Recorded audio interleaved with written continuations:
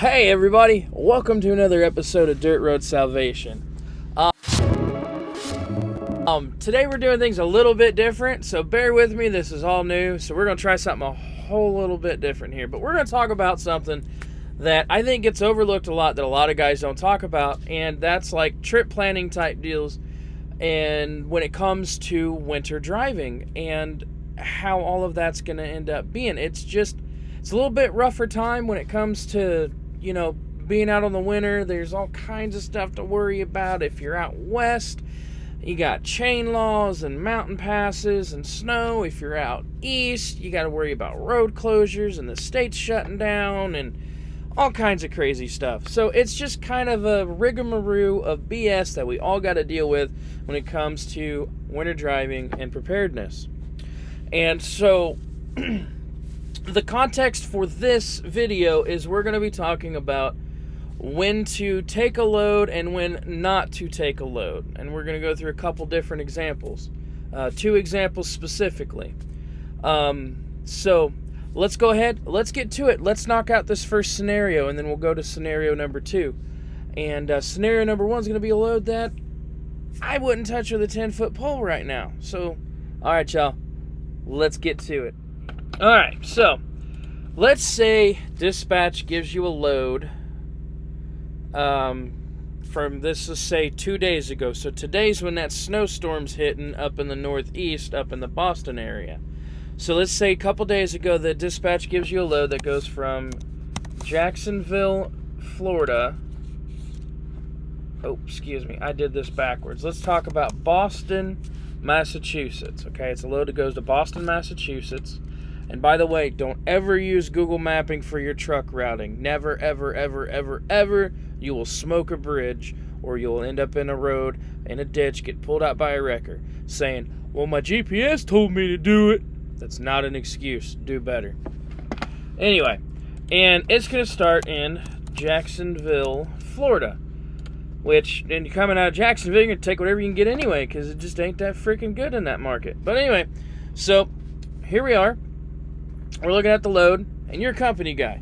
You're chomping at the bit, you're paid by the mile, and you're trying to keep moving and get going. Alright, so the dispatch sends you this load. It's 1,143 miles. You're like, good God, yeah! 2-day run. I can knock that out. That's 600 miles a day at 65 miles an hour. I got it. Right up the coast. Be perfect. And you're like, all right, cool. That's good miles. It'll work out. Traffic's going to suck, of course. And then so here you have your route-ish. Like I said, you never use Google for your routes as a truck driver. The next thing you want to look at the weather, okay? Because, obviously this is one way to get there, but there's other ways to do it. And always back up your routing with your atlas. And if you're going to use a GPS, use a Garmin or Rand McNally or a certified truck GPS. Trust me, when you're laying in that ditch and you're like, well, my GPS told me to do it, or you now have a convertible truck, you done did it to yourself. So, anyway, the next thing you're going to want to do after you figure out the general whereabouts of where you're going is you're going to go to your weather. And you're going to look, it being as late as it is right now, but we all know right now there's a freaking blizzard warning in Boston, Massachusetts, right? So until 5 a.m. Eastern Standard Time Sunday, there's a freaking blizzard going on. Conditions, additional snow accumulation of up to 2 inches, winds gusting as high as 55 miles an hour. It is what it is. So that ain't good. That's no bueno. Don't want that. So you're going to look and hopefully not close out your freaking web browser. And you're going to go to your radar. And you're going to look. And you're going to watch. Well, it ain't populating here. But, oh well. But anyway, so we know that blizzard's going to be there until 5 a.m.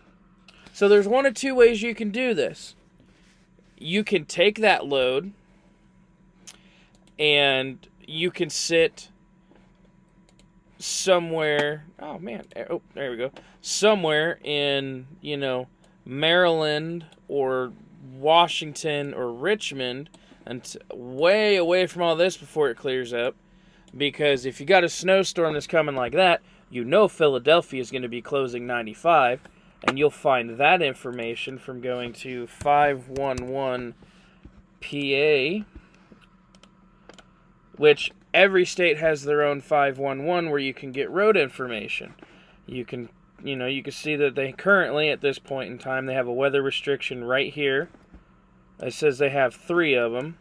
So they have their weather restrictions here on 78 out of Allentown. They got one here through Stroudsburg, Stroudsburg, I think that's what that is. And then right here on 295 all the way into Jersey out of Bensalem. Should put that on mute. So, now yesterday, when this thing was smacking and the snow was coming down, they had all of 95 shut down, and they had all kinds of stuff just shut down in Pennsylvania. So you were either going to stop south of there and wait for it all to blow over, or you could do the other one is, hey guys, I'm not cool with this. Send me something else. I don't want to get stuck in a blizzard, and I don't want something bad to happen, and I don't want to damage the equipment or the truck. So that's the way that's going to go. That's how you would plan that route and look at it and try to make decisions based on the weather. The biggest thing in winter that you got to worry about is the weather. That's what's going to stop you. That's what's going to slow you down. That's what's going to hurt all of your progress is weather.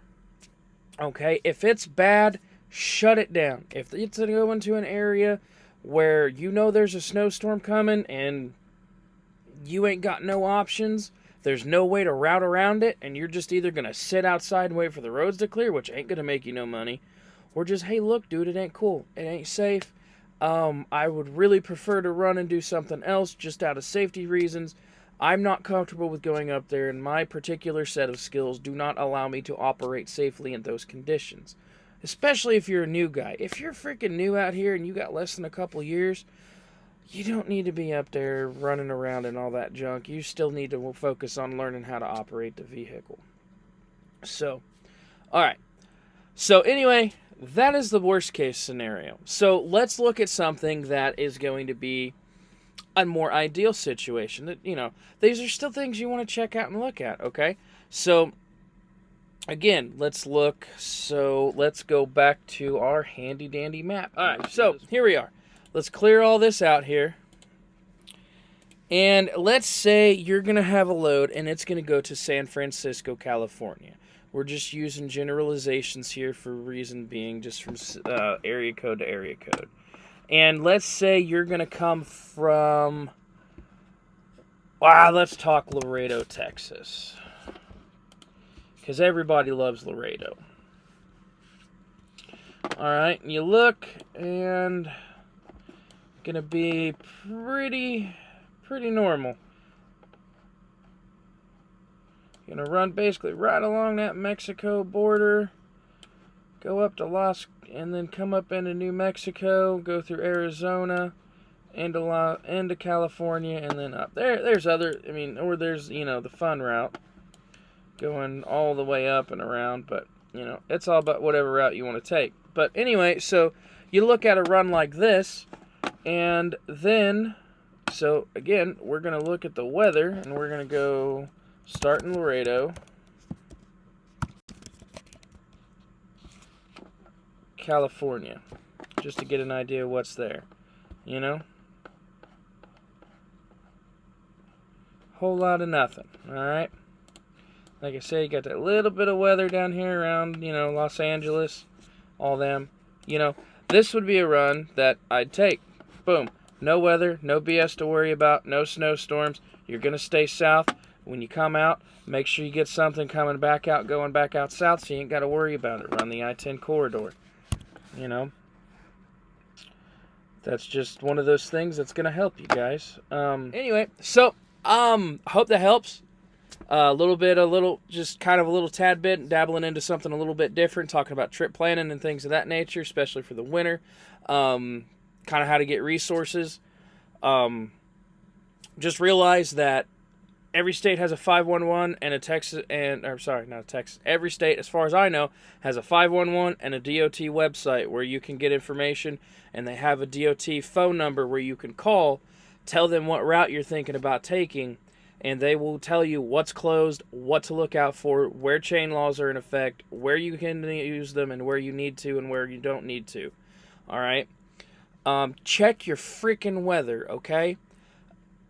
Monitor that stuff, set up alerts when distress is going to come. It always does. You want to watch out for the snowstorms, the tornadoes, and hurricanes, and all. Just, you want to look out for the bad stuff and be prepared, okay? And plot your route on an atlas. If you use GPS, use a truck driving GPS like Garmin or Rand McNally. And just, if you get caught in something, take it slow, guys. And if it's bad and you're not comfortable, shut that truck down, because you're the captain of that ship. And if anything happens, it's 100% on you guys. So, when in doubt, shut it down. If you're not comfortable, to hell with the shipper, to hell with the receiver, to hell with the business and the company you're working for. At the end of the day, you're responsible for what happens. And if you end up dead in a ditch because you didn't do your job, or you let yourself get bullied into a situation, that's your family that has to pay the price, y'all. And trust me, your wife and kids, or your husband and your children, or heck, even your dog, even if it's just a dog at home, they want you to come home alive, y'all. That's why it's important, okay? So, until then, I love y'all, and we'll see you guys on the way home.